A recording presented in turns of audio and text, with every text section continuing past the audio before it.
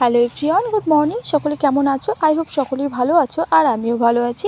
আমি সুস্মিতা, আমার নতুন আরও একটি ব্লগে তোমাদেরকে জানাই অনেক অনেক স্বাগত আর ভালোবাসা। আজকে হচ্ছে রবিবার, আর ঘড়ি কাটায় এখন সময় হয়েছে 7:30। তো এখন থেকে তোমাদেরকে সাথে নিয়ে আজকে ব্লগটা শুরু করছি। আশা করব আজকে ব্লগটা তোমাদের একটু হলেও ভালো লাগবে।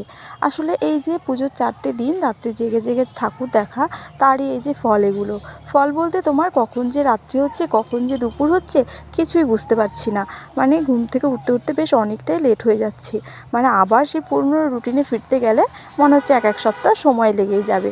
মানে ওই ভোর 5:30টায় ওঠা, ঘুম থেকে মর্নিং ওয়াকে যাওয়া, এগুলো সবটাই যেন মানে এলোমেলো হয়ে গেছে।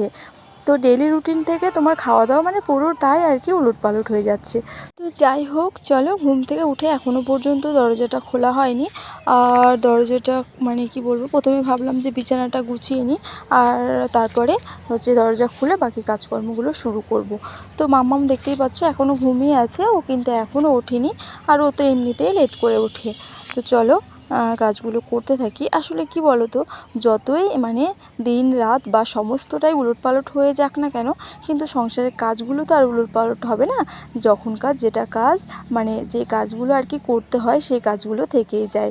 তো যাই হোক, সবটাই করতে হবে একা হাতে। আর তার থেকে বড় কথা, যেহেতু সংসারের কাজগুলোকে বা ঘরবাড়ি একদমই আমি অপরিষ্কার অপরিচ্ছন্ন একদমই রাখতে ভালোবাসি না, তাই সব কাজের উলটপালট হয়ে গেলেও কিন্তু ঘরদোর পরিষ্কার করা বা ঘরবাড়ি গুছিয়ে রাখা, এই কাজের কিন্তু কখনোই উলটপালট হবে না আমার ক্ষেত্রে। তো যাই হোক বন্ধুরা, আমি না ভয়েস ওভারটা একটুখানি বাইরে দিচ্ছি, আসলে রাত্রিবেলায় ভিডিওটা এডিট করা হয়নি। তো তোমরা না একটু গাড়ি ঘোড়ার আওয়াজ পেতে পারো, যেহেতু আমাদের হাই রোডের উপর বাড়ি, তো সবসময় গাড়ি ঘোড়া চলতেই থাকে। তো তোমরা একটু স্কিপ করে যেও। আমি যতটা সম্ভব, মানে আমি অনেকটা দূরে এসে ভয়েস ওভারটা দিচ্ছি, তবুও কিন্তু আওয়াজটা আসছে। তো এখন দেখো, আমি বাইরের কাজগুলো করে নিয়ে ঘরটাকে একেবারে ঝেড়ে নিয়েছি গুছিয়ে সুন্দর করে, আর ঘরটাকে এখন মুছে নেব। আর ঘরটা মুছতে মুছতে দেখতেই পেলে মাম্মাম উঠে গেল। তো ভাবলাম ও যখন উঠে গেল, তাহলে বিছানাটা একেবারে গুছিয়ে নিই।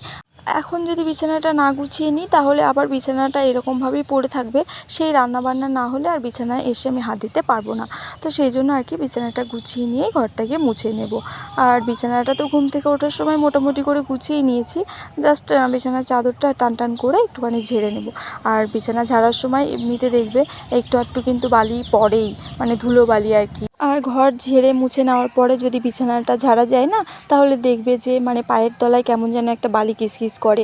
তারপরে ঘরটা ঝাড় না দিলে আর যেন ঠিক ভালো লাগে না। তো যেহেতু ঘরটা এখনও মোছা হয়নি, তাই বিছানাটা ঝেড়ে মুছে নিলে আর কি সেই ডবল করে আর ঝাড় দেওয়াটা লাগবে না। মানে এক হাতেই হয়ে যাবে আর কি, বিছানাটাও গোছানো থাকবে। তো তারপরে আবার রান্নাবান্না আছে। আর মানে তোমাদের দাদাভাই তো এখনও মানে যে জবটা করে সেটা আর কি ছুটি রয়েছে। কারণ নাইট ডিউটিতে যেটা করে সেটা আর কি কোনো ছুটি ছাটা নেই, বাট দিনের বেলায় যে কাজটা করে সেটার এখনও পর্যন্ত ছুটি রয়েছে। মানে কালী পুজো ভাইফোঁটা অবধি এরকমই, মানে হয়তো মাঝে মধ্যে এক একদিন যেতে হতে পারে, বাট ছুটি রয়েছে। তো সেই কারণে আবার রান্নাবান্নাও করতে হবে। তো তারপরে ঘর দোর ঝেড়ে মুছে একেবারে কি আর বলবো, স্নান করিনি আজকে আর, কারণ একটা কাজ করব, ওই বাথরুমটা ক্লিনিং করব। তো সেই কারণে নাইটিটা ছেড়ে গা হাত পা ধুয়ে এখন এই যে চা করে নিয়েছি, আর মামামের জন্য এখানে কমপ্লেন করে নিয়েছি। চা খাওয়ার পরে রান্নাবান্নাটা করে তারপরে হচ্ছে যাব তোমার বাথরুমটা ক্লিনিং করতে।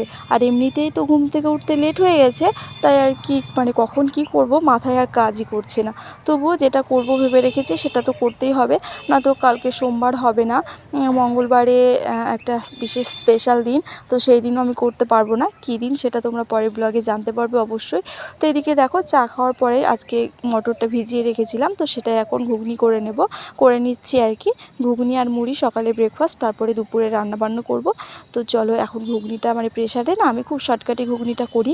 প্রেশারে তোমার মটর আলু, তারপরে বেশ কিছুটা রসুনের কোয়া, তারপরে হচ্ছে লঙ্কা চিড়ে, টমেটোও দিয়ে দিয়েছি সঙ্গে একটা, সবগুলো একসাথে প্রেশারে করে সিটি মেরে তারপরে তেলের উপর শুধু পেঁয়াজ কুচি লঙ্কা কুচি দিয়ে একটু জিরে ফোড়ন দিয়ে, আর যদি গুঁড়ো মশলা দিই জিরে গুঁড়ো ধনে গুঁড়ো সেটা দিয়ে ফোড়ন দিয়ে দিই, ব্যাস এতেই বেশ ভালো লাগে খেতে অনেকটাই ঘুগনি। যার কারণ হচ্ছে একদমই ঝাল করি না, কারণ মাম্মাম একদমই ঝাল খেতে পারে না, সেই কারণে খুবই মানে হচ্ছে তোমার নুন ঝালটা কম করারই চেষ্টা করে থাকি। তবে কি বলো তো, একটু মাংসটা বা মাছটা যদি একটু নুন ঝাল না হয় না, তাহলে না ঠিক ভালো লাগে না খেতে, বিশেষ করে মাংসটা। তবুও মাংস করলে ওর জন্য স্পেশালি ডাল করা হয়। হয়, কারণ ওকে শুধু চিকেনটাই দেওয়া হয় আর ডাল দিয়ে ভাত খাওয়ানো হয়। মাংসের ঝোল তো একেবারেই খেতে পারে না একটু ঝাল করার কারণে, কারণ মাম্মাম একেবারেই ঝাল খেতে পারে না। তো সেই কারণে এখন দেখো আমি সকালে ব্রেকফাস্ট করে এদিকে দুপুরে রান্নাবান্নায় চলে এসেছি, আর খুবই তাড়াহুড়োর মধ্যে করছি। ওইদিকে ডালটা ফোড়ন দিয়ে দিলাম, ভাতও হয়ে গেছে, এখন চিকেনটা করে নেব। আর এখন চিকেনটা আমি তোমাদের দাদাভাইকে বললাম যে তুমি একটু চিকেনটা কষাও, আমি ততক্ষণে বাকি কাজগুলো কমপ্লিট করে নিই। আর রান্নাবান্নাটা কমপ্লিট করে ওইদিকে যাব বাথরুমটা ক্লিনিং করতে। তোমাদের দাদাভাই একটু হেল্প করবে, তাহলে তাড়াতাড়ি হয়ে যাবে। হেল্প বলতে অনেক তো জল আর কি লাগে, তো সেক্ষেত্রে যদি জলগুলো আমাকে এনে দেয় তাহলে আমার কাজটা একটু সুবিধাই হয়। যেহেতু আমাদের ট্যাঙ্কি লাগানো নেই, সেই কারণে আর কি সমস্তটাই টিউবওয়েলে জলে করতে হয়।